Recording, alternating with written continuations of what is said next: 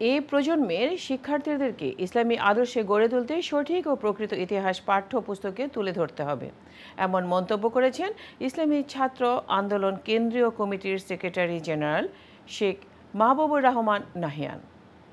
শুক্রবার সিলেটের কবি নজরুল ইসলাম অডিটোরিয়ামে ইসলামী আন্দোলন সিলেটের জেলা শাখার সম্মেলনে প্রধান অতিথির বক্তব্যে তিনি এই কথা বলেন।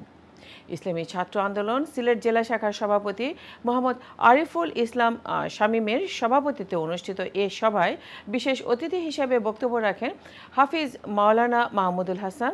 সম্মেলনে নতুন জেলা কমিটির ঘোষণা দেওয়া হয়। সিলেট জেলার 12টি উপজেলার বিভিন্ন ইউনিটের ছাত্র প্রতিনিধিরা সম্মেলনে উপস্থিত ছিলেন। একটি অত্যাচারী শাসকের নির্যাতন নিপীড়ন সহ্য করে দীর্ঘ 15-16 বছর